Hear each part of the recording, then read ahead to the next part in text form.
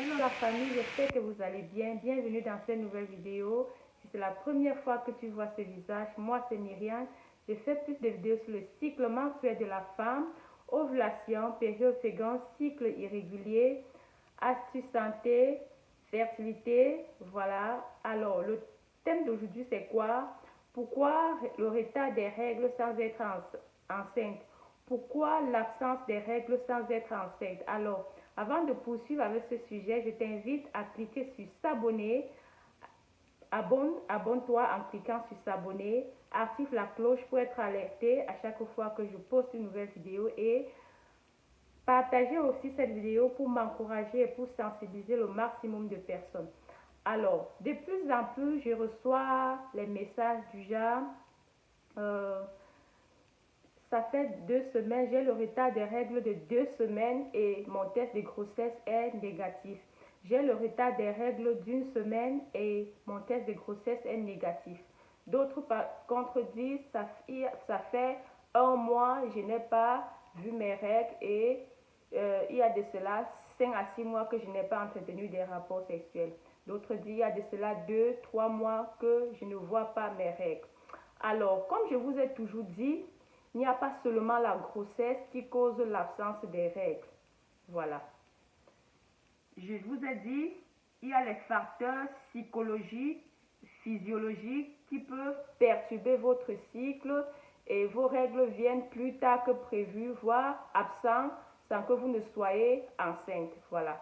Sans que vous ne soyez enceinte. Et il faut aussi savoir quand est-ce fait le test de grossesse. Parce que il peut avoir fécondation, mais si vous anticipez avec le test de grossesse, le résultat peut être également négatif.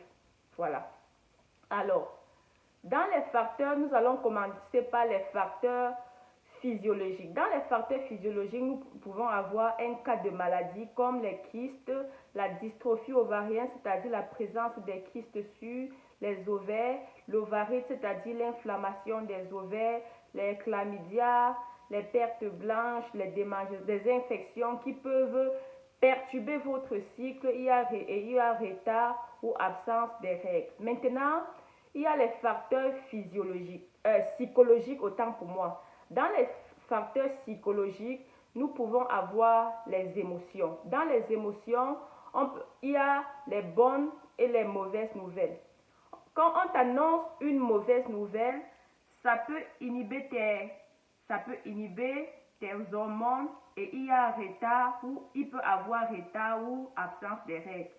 On peut t'annoncer le décès d'un pro, directement tes hormones sont inhibées et ça perturbe ton cycle menstruel. Le cycle prochain, tu n'as pas les règles. Le cycle prochain également, tes règles ne viennent pas. Il y a également une bonne nouvelle qui peut anticiper tes règles, c'est-à-dire tes règles viennent plus tôt que prévu. On peut t'annoncer la naissance d'un bébé, la réussite à un examen comme le baccalauréat, qu'on t'annonce une bonne nouvelle, de la même manière que tu souris, de la manière que tu es fier, de la manière que tu gesticules, de la même manière que les hormones s'agitent aussi à l'intérieur. Alors, quand tu reçois une bonne nouvelle, ça stimule les hormones et ça peut booster l'ovule et ça peut booster les hormones et tes règles viennent plus tôt que prévu. Voilà. Il y a aussi un deuxième point psychologique. Il y a aussi un deuxième point, la prise. Ça entre dans les facteurs physiologiques.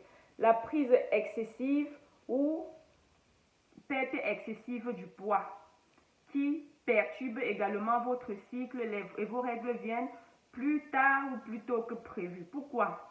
Vous savez, l'ovulation précède les règles, c'est-à-dire les règles suivent l'ovulation. Vos règles, le jour où le retour des règles là, c'est-à-dire si tu règles aujourd'hui, le retour des règles là, la date des premières règles là, dépend de quand est-ce que vous avez ovulé. Si j'ovule aujourd'hui, mes règles viendront 14 jours après l'ovulation, après le jour que j'ai ovulé. Alors, s'il y a retard d'ovulation, vos règles vont venir plus tard. J'espère que je me fais un peu comprendre. Donc, le retour des règles dépend de quand vous avez ovulé.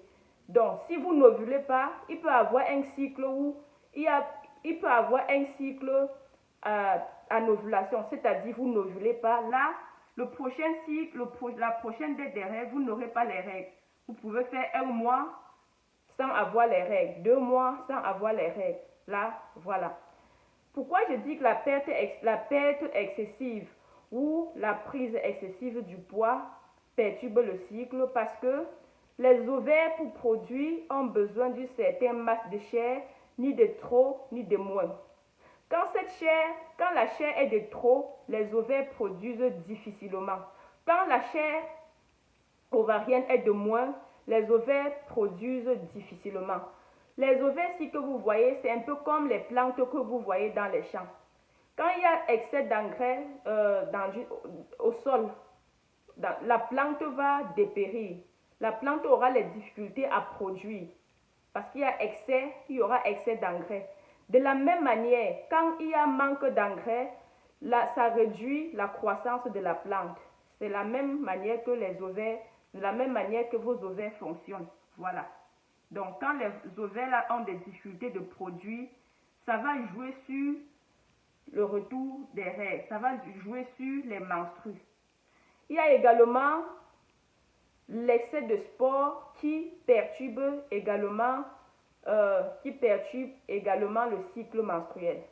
Il y a aussi un voyage qui peut perturber votre cycle menstruel. Vos règles viennent plus tôt ou plus tard que prévu. Voilà.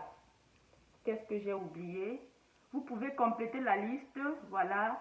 Je n'ai pas le monopole du savoir. Vous pouvez compléter en commentaire. Donc, à ce niveau, vous comprenez qu'il n'y a pas seulement la grossesse qui peut causer le retard ou l'absence des règles. Et il y a aussi une chose, il faut savoir quand faire le test de grossesse. Parce que quand vous dites, vous êtes à une semaine de retard des règles et votre test de grossesse est négatif. À une semaine de retard des règles, votre test de grossesse ne peut pas être positif. Pourquoi? Parce que l'hormone HCG présent dans le sang ou dans les urines qui permet d'avoir un test de grossesse positif est sécrété par le placenta. Et le placenta se forme après l'implantation ou nidation. Et cette nidation se fait 12 à 14 jours après la fécondation, c'est-à-dire 2 semaines. Donc, pour espérer avoir un test de grossesse positif, il faut attendre minimum 2 semaines de retard des règles pour avoir un test de grossesse positif. Alors, je vous invite à penser à vos serviettes hygiéniques Angel Mom, le gynécologique intime de la femme. Non seulement ces serviettes sont hyper absorbantes, mais elles sont aussi traitantes et sont aussi thérapeutiques. Voilà. Pour vous qui avez l'absence des règles, ces serviettes ça déclenche également les règles. Pour vous qui avez l'absence des règles sans être enceinte, ces serviettes, ça déclenche les règles. Voilà. Et ça soigne également les règles douloureuses, les règles irrégulières, la dystrophie ovarienne. La dystrophie ovarienne, c'est la présence des kystes sur les ovaires. Vous savez, si les kystes sont malades, c'est difficile de concevoir. Ça débouche également les trompes. Vous qui avez les trompes bouchées. Voilà.